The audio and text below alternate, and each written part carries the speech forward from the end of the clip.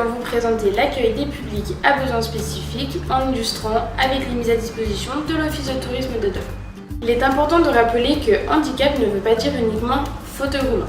Il existe 5 grands types de handicap. Le handicap moteur, mental, visuel, auditif et psychique. Le label Tourisme Handicap lui en regroupe 4. Le handicap visuel, le handicap auditif, moteur et mental. N'oublions pas également les maladies handicapantes. Ce sont des maladies souvent indétectables mais qu'il faut pourtant prendre en compte comme le diabète ou l'épilepsie. Nous allons commencer par le handicap auditif. Dans un premier temps, rappelons qu'il ne faut pas confondre les personnes sourdes des personnes malentendantes. Pour les personnes sourdes, souvent la plupart peuvent lire sur nos lèvres. Donc il faut se placer bien face à la personne, bien articuler sans forcément exagérer et éviter de trop monter le ton. Pour les personnes malentendantes, il y a à disposition dans l'office de tourisme une boucle magnétique. Donc surtout quand on parle à la personne, il ne faut pas hésiter à se mettre à la hauteur selon où est placé le micro à l'accueil. N'hésitez pas à donner les informations à l'écrit à la personne si elle le souhaite. À présent, nous allons parler du handicap visuel. Il faut une fois de plus rappeler qu'il ne faut pas confondre une personne malvoyante d'une personne aveugle.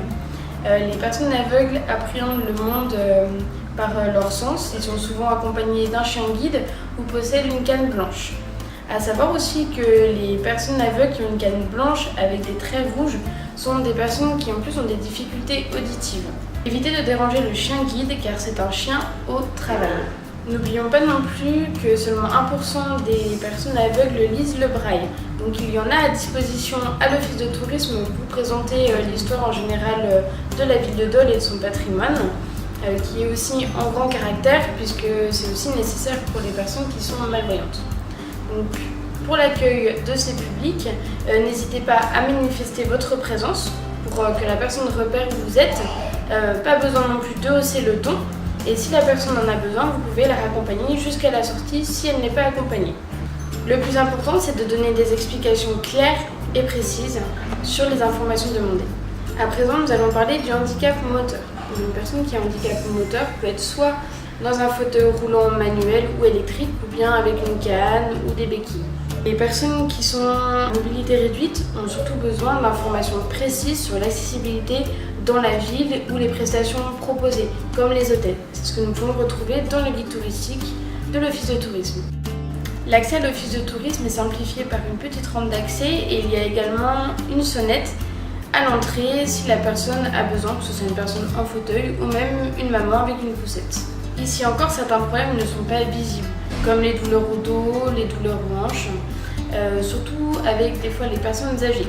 Donc il ne faut pas hésiter à proposer à la personne de s'asseoir, notamment aux bancs d'accueil qui sont mis à hauteur, proposer une chaise et surtout s'asseoir à hauteur de la personne pour lui donner les informations. À présent, le handicap mental. Tout d'abord, il est important de faire la différence entre le handicap mental avec une déficience intellectuelle et la santé mentale. Ce genre de public ont besoin de temps pour leur apprentissage, comme par exemple leur expliquer un trajet de bus. Expliquez-leur de façon simple, mais ne les infantilisez pas. Afin de faciliter la compréhension au niveau de la documentation de l'office de tourisme, le personnel a mis à disposition des pictogrammes au-dessus de chacune des étagères. Si la personne a des difficultés à retenir les renseignements, n'hésitez pas à utiliser l'écriture comme moyen de communication. Quelques mots tout de même sur le handicap psychique. C'est une notion très récente qui a été mise en place par l'UNAFAM. Donc une fois de plus, il faut distinguer le handicap psychique du handicap mental, puisque le handicap psychique, c'est dû à une maladie mentale. C'est un handicap qui est souvent associé à des pathologies psychiatriques, c'est-à-dire que cela nécessite souvent une médicalisation.